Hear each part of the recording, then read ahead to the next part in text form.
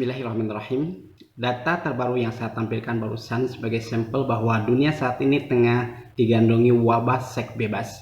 Tentu saja bukan kali ini, tapi udah terjadi bertahun-tahun lamanya. Hanya saja untuk saat ini urusan seks bebas menjadi sangat mudah karena orang bisa live streaming atau bahkan siaran langsung di tempat tidurnya masing-masing kemudian disebarkan ke seluruh dunia. Hal ini barangkali untuk dekade tahun lalu atau 20 tahunan yang lalu hal yang mustahil untuk dilakukan. Ketika itu banyak yang berpikir andai saja internet lebih murah mungkin akan begitu banyak manfaat yang didapatkan. Ya betul, manfaat banyak, tapi apa yang terjadi justru sisi keburukan lebih mewabah daripada kebaikan. Viralnya keburukan tidak sebanding dengan viralnya kebaikan. Pernah nggak tiba-tiba tamunya pek teh kenal? Pernah tuh? Pernah. Siapa itu teh? Kenal teh teman kah atau? Ya, tetangga, teman. Tetangga. Iya. Kejadiannya seperti apa tuh? Ya, jadi canggung kalau mau kayak gitu. Canggung, saat Ya, itu juga canggung. Ya, soalnya kan tetangga. Video kedua ini menggambarkan betapa orang sudah tidak punya rasa malu untuk mengungkapkan di ruang publik apa yang menjadi pengalaman seksualitasnya. Seolah itu hal yang lucu atau hal yang mungkin menjadi bahan tertawaan, padahal sebetulnya adalah suatu hal yang menjijikkan. Sesuatu yang seharusnya menjadi tabu dan ditutupi bahkan dianggap sebagai lelucon, suatu hal yang boleh ditampakkan di ruang publik.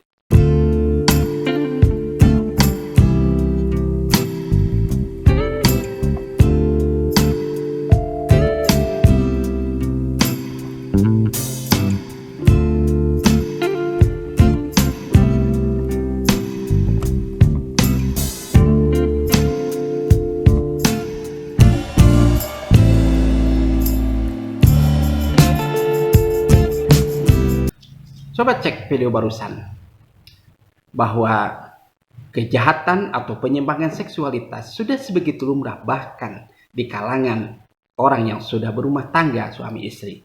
Dari survei yang dilakukan oleh Badan Dunia, lebih dari 60% pasangan yang sudah berumah tangga itu justru melakukan perselingkuhan. Sekitar tahun 2000-an ada survei di Jakarta menunjukkan 1 dari 2 pria di Jakarta itu pernah berselingkuh. KPAI beberapa tahun yang lalu pernah mensurvei anak-anak remaja. Bayangkan saja, hasilnya sangat mengagetkan sekali. Ternyata lebih dari 98% anak-anak remaja di usia sekolah pernah menonton video sur atau video blue, video porno. Bahkan luar biasanya lagi, 92% di antara mereka sudah terbiasa berciuman. 67% di antaranya mengaku di kalangan wanita atau di kalangan ceweknya sudah tidak perawan lagi. Bahkan 21% di antaranya sudah pernah menggugurkan kandungan. Ini adalah generasi kita. Ini adalah fenomena yang tidak bisa dibantah lagi.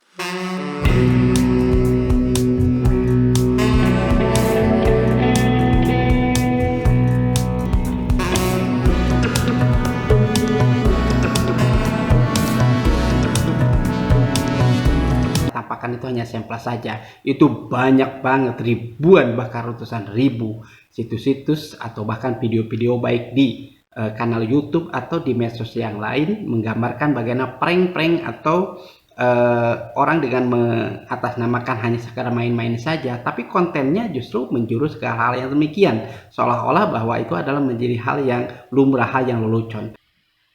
Akibatnya, hal yang seharusnya tabu atau tidak baik untuk diekspos di publik dianggap menjadi hal yang lumrah. Kemudian tanpa ada kontrol dari siapapun, konten-konten itu menjadi penghibur yang pada gilirannya seks itu menjadi sebuah lelucon. Seks itu menjadi suatu hal yang boleh-boleh saja dilakukan kapanpun karena agama yang menjadi benteng terakhir untuk memfilter apa yang harusnya mereka lakukan sudah dijauhi, sudah tidak menjadi penting lagi.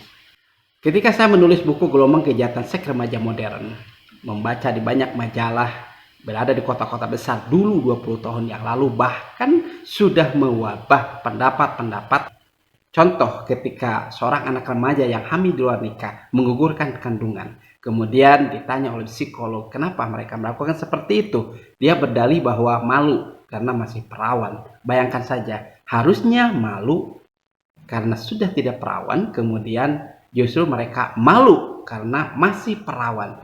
Penyimpangan seks begitu masif di seluruh dunia, bahkan di banyak negara, di belahan dunia Amerika dan Eropa terutama, kecenderungan untuk menikah itu sangat kurang. Mereka berpikir kenapa harus menikah jika bisa dilakukan di luar nikah. Hal ini bisa terjadi karena norma-norma yang berada atau norma-norma yang berlaku di sana sudah tidak lagi menjadikan agama sebagai norma dasar atau norma pokok. Artinya pergeseran itu sudah sangat jauh sekali.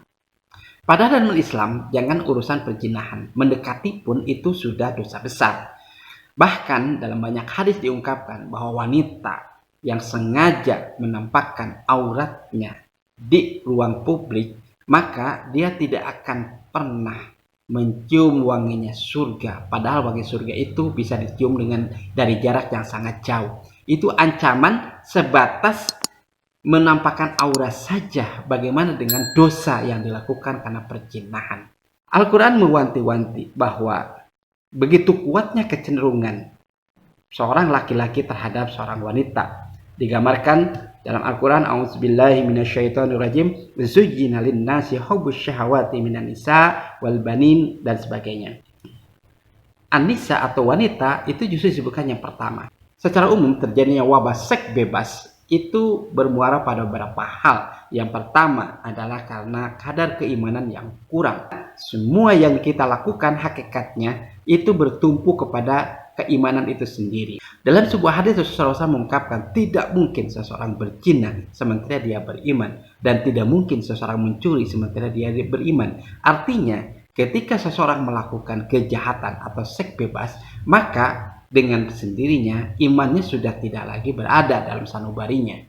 Ketika iman itu ada, tidak mungkin dia melakukan hal-hal yang tidak patut. Kemudian poin yang selanjutnya adalah terjadinya seks bebas itu karena memang kepedulian orang tua atau perhatian orang tua terhadap anak-anaknya, terutama dalam urusan hubungan dengan lawan jenis, sudah sangat berkurang.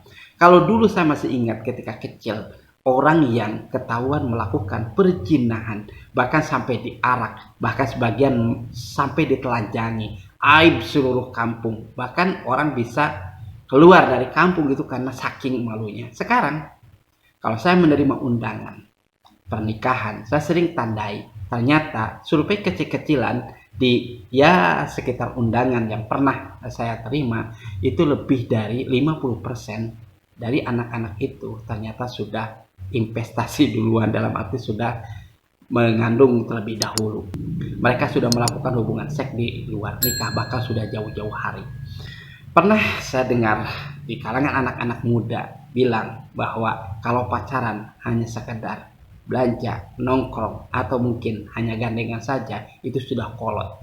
Di antara mereka bahkan bilang pacaran itu ujung-ujungnya pasti hubungan badan. Lebih miris lagi ketika ada anak gadis yang masih lugu, berpacaran baru sekitar sebulan atau mungkin 2 bulan, tapi dia sudah melakukan hubungan berkali-kali. Kemudian selanjutnya, kenapa terjadi seks bebas? Bukan hanya sekedar rasa ingin tahu di kalangan mereka, tapi justru tontonan-tontonan yang vulgar, bahkan film-film yang tidak mendidik, baik di televisi atau bahkan di YouTube, itu sudah sangat vulgar sekali. Ya betul, memang pemerintah memfilter konten-konten yang seperti itu, tapi itu seperti tidak berdaya. Kenapa? Karena sekarang banyak APK atau aplikasi yang meniadakan filter itu dengan VPN misalnya atau proxy misalnya. Maka dengan menjalankan itu, maka otomatis tidak ada filter. Penyebab berikutnya adalah karena memang rendahnya pengetahuan mereka tentang bahaya seks bebas. Ya tentu ini adalah masalah atau penyebab sampingan yang tidak terlalu urgen. Tapi pada intinya bahwa kurangnya pengetahuan mereka akan bahaya seks bebas akibat yang ditimbulkan terutama bagi kalangan wanita, menyebabkan mereka tidak punya kontrol yang baik untuk dirinya sendiri, tidak mampu menjaga dirinya sendiri. Kemudian yang terakhir, kenapa maraknya seks bebas di mana-mana itu karena pengaruh pergaulan, atau mereka anak-anak muda itu salah bergaul. Ketika dia berada di lingkungannya membicarakan hal itu di pergaulan yang negatif, mereka terbawa arus. Ya, yang namanya manusia. Kalau lingkungannya buruk, biasanya mereka ikut buruk juga. Lingkungan anak-anak yang doyan dengan film porno, maka dengan sendirinya dia akan masuk ke perangkap itu. Akibatnya ya ngikut mereka yang melakukan seks bebas. Saya menyoroti dari kurangnya kadar iman dari anak-anak itu, karena memang pendidikan kita di sekolah-sekolah sekarang sudah sangat minim pendidikan agama. Demikian semoga menjadi bahan renungan kita para orang tua, atau bahkan menjadi landasan bagi anak-anak untuk hati-hati dalam bergaul. Billahi taufiq wal hidayah. Assalamualaikum warahmatullahi wabarakatuh.